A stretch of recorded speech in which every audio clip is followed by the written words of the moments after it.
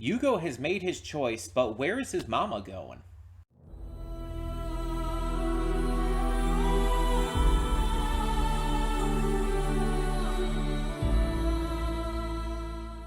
Hey everyone, welcome to Princess Gay. I'm your host Connie, and today we are here with my blind reaction to episode 6 of season 2 of Wakfu.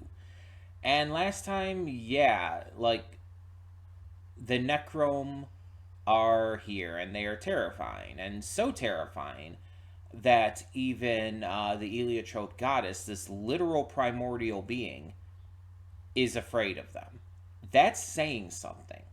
Because right now, we kind of know of two beings that are what I would refer to as primordial, basically existing before everything else. And that's her and the dragon. Are the Necrums primordial as well? Or did she create them? Because we know she created all the other gods and all this other stuff.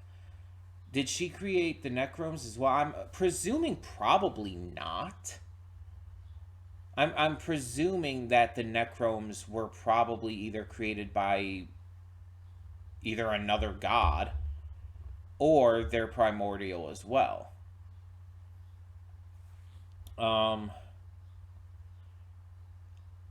I don't know. Because the thing is, we know the gods threw her into that pocket dimension that the Necrums were in, and that she was being held captive there as punishment for what she had done. But there's a lot of questions that we still don't have clarification on. Like, how did Nora know where she was and how to get there? That's a big one. I guess maybe we'll find that out. And also, like, did the other gods create that dimension and create the Necrons specifically to hold her? Specifically to, act as jailers and punishment to her? Because the thing is, they feed off of Wakfu. And the Heliotrope goddess is pretty much pure Wakfu. They are kind of literally her mortal enemy. So it makes sense why she's so terrified of them. But if they were created specifically to deal with her, that's insane to think about. That the other gods would have created something specifically designed to kind of rip her entire being apart. And if they are primordial, that means that they would be kind of like an antithesis to her, naturally, right? Because they kind of act as the opposite. While she is, good and life-giving and, pretty kindly in terms of her personality and everything, they are the complete opposite. They're life-taking. They're cruel. They're malicious. They're violent and just terrible and evil. So yeah, it's really interesting. I wonder how many more answers we'll get. Obviously, don't spoil me if those answers come into play, but I'm just like kind of talking through things here. It's really interesting though, because she plans on abandoning the world of 12, basically seeing it as a lost cause. And Yugo, meanwhile, we know can't do that. That goes against everything he is, everything he believes. And as much as he has definitely bonded with his mother, he is not going to abandon the world of 12. I mean, if for nothing else than his friends. They all live there. They're all from there. He's not going to leave them behind to die. That's just not who he is. So, how are they going to fight back? And will the Heliotrope goddess just leave now without him? Or will she try to get him back beforehand? Um, I don't know. I don't know. Maybe somehow he'll inspire her to actually fight. And where's Adamai in all of this? He still hasn't, like, returned at all. While all of this is going on, Madagascan went to the home of Ava and Tristapin, and it's revealed that he's Ava's father. And I don't think Ava knew this, because when she first sees him, and before that entire thing is said, well, I think it's said to Tristapin before that, but still. Before Ava finds out, she and Fluppin are just attacking him. They see him like as an outsider. They're just trying to stop him and everything. But then when he says it, she has a notable reaction. So I'm thinking she didn't know, which either means that she probably has never had like normal contact with him during her life. He was maybe in prison during the entirety of her life, or she just never knew her father at all. Because she clearly didn't recognize him. I'm very curious as to how that's going to go. But we can see that he doesn't seemingly like Tristapin. And it's very much the very stereotypical, like, overbearing father character who doesn't think that the son-in-law is good enough for his little girl. It's such a trope. It is such a trope. But it's fine. Just like with any trope, it's fine as long as it's done well. And so far, I have no issue with it. I'm curious to know, like, Ava's hang-ups with all of this. Though Tristapin seems to be completely won over already. He's just like instantly like in love with this man. It's like, tell me a story, daddy, kind of vibes. And it's like, oh my god, this dumbass. But that's Tristapin. That is absolutely within his character. So hey. But yeah, shit's going down. Amalia and her brother are talking things through, getting some bonds mended and everything. And funny enough, talking about that, I was scrolling through Twitter, and I ended up seeing a tweet someone posted about I think it was the first time Armand was shown in the series. And it was talking about how Armand adores Amalia and how much he just genuinely loves her and everything. And it was showing how, like, again, I think the first time he was shown in the series, it showed him just, like, being so happy to see her and everything. And it's really interesting to see how their relationship has evolved over the course of these seasons and how things have changed. And he does still love her. It's just he's got his hang-ups now too, especially now that he's king. So I really like what this series does with that kind of stuff, developing these characters really well to make them feel very, realistic in their portrayal, especially with siblings like this. So yeah, that's pretty neat. That's pretty nifty, as the kids say. But I'm very interested to see how this is all going to go down, because like trying to take out the Necrome, I feel is going to be very difficult, especially with not being able to use Wakfu abilities against them. But I guess we'll see how it all goes down. Hopefully it ends up like really leading to some satisfying moments. That's probably the best I can hope for. And eventually, we still need to see Ruel fuck up his life even further, because that's still happening. But in the meantime, there's a lot of other shows on the channel as well, other than just this. We have 2 reaction series every day, Monday through Friday. On Mondays, we also do YouTube reactions, which are mostly donation rewards, but sometimes might be something else.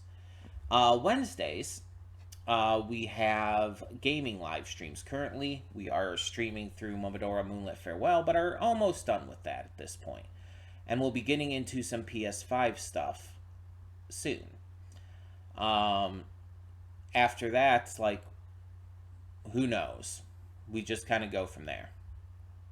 But on Saturdays and Sundays, I post movie reactions. They're recorded earlier in the week, but they're posted on the weekends. And there's occasionally other stuff that is posted to the channel as well, from AMVs to countdown lists and beyond. But those are always kind of up in the air as to when they're put up, just whenever I end up getting to them, basically. And yeah, lots of stuff to look forward to. Things are always changing, rearranging, mixing up new shows and everything, so there's always something for everyone. And I hope you're excited for more to come. But in the meantime, we are just going to get this reaction started and hope for the best.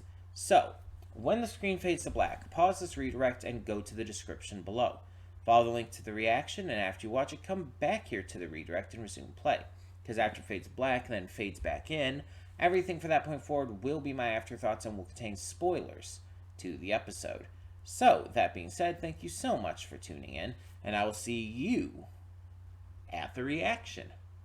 And we are back, and we'll begin with spoilers in 3, 2, 1, now. So, most of this episode was action. It was mostly fighting against the Necrome, and there's a little bit of, you know, the Madagascan and Ava and stuff at the end. I don't know why I said stuff there twice, but so let's talk about that real quick. So at the end, it's just some more slight interactions with them, and Ava wants to talk to Madagascan because she clearly did not recognize him at all, and it's made very clear in this episode that yeah, she's not even sure if he is her father. This implies that she never really knew anything about her father, which I don't know if that was mentioned in a previous season, and it's just something I forgot. Like I've said before, it's like it's been so long, and there's going to be things that I just don't remember. So I don't remember if anything was like said or specified regarding her family before, outside of Cleofe. I'm really curious, though, as to where this is going to go, because it's like she seems really put off by this entire thing. So I'm interested for sure. But yeah, most of this episode is split into the action segments, as well as, you know, the goddess freaking out over everything happening. There's also the part where she tries to get that guardian, watchdog, whatever the fuck you want to call it, to try and help, but that doesn't work out. Still don't know what the deal with that is. But we see Hugo and Amalia take on the fight while Armand goes back to the kingdom to protect the people and everything. We see the reinforcements arrive and strike their hero pose. We see Adamai return and start fighting as well. Everything is like really starting to come into focus here in terms of the action, in terms of the intensity. Now, there was someone leading the Necrome and seemed to like almost order their retreat from the Sadida kingdom and everything. And Nora freaked out when she saw them. This is either her dragon brother having become a Necrome and everything, like is implied in this, or it's the leader of the Necrome, or both. I mean, both is a possibility. But we also saw that great lizard, as they called it, in at the island where Edamai is, and that one is like it's very dragon-like. Obviously, I mean, a great lizard. Let's come on. I feel like that almost feels like that could be her brother. Maybe that is her brother. Maybe the one she saw there was the leader. I don't know. Obviously, again, I'm just trying to work through these thoughts. Don't actually tell me if I'm right or wrong. No spoilers.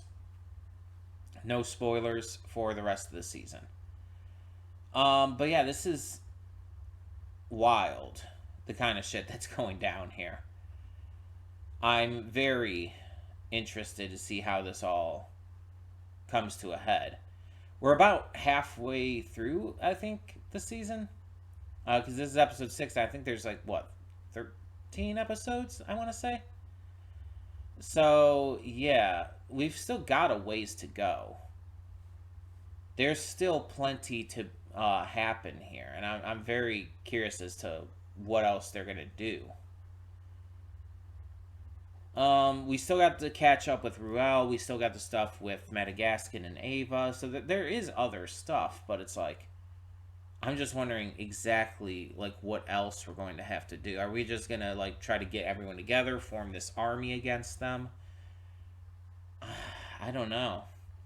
Because right now we can't even see how to defeat them. With the fact that they feed on Wakfu, it's like, and the fact that they've already fed on the Wakfu of a literal goddess, a primordial goddess, and is kind of out of even her reach at the moment because of it. Yeah, how the fuck do you, like, even fight these things? I genuinely don't understand how we're supposed to win here. Obviously, something's going to give us the advantage. I just don't know what.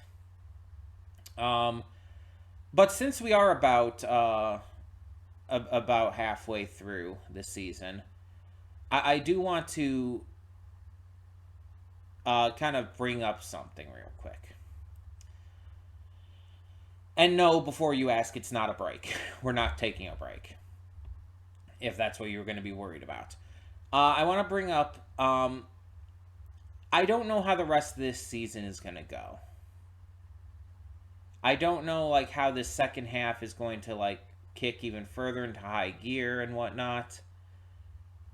But if it remains on the same quality as we've been getting in this first half, or even better, then, I mean, I'm already practically believing that this is the best season of the series so far.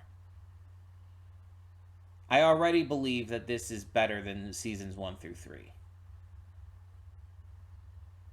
But if it continues to like have this level of quality, or even better, for the rest of the season, I mean, this could be really up there. Like, this might like surprise me and take a big spot in like my favorite shows, specifically because of this season, mind you, but still.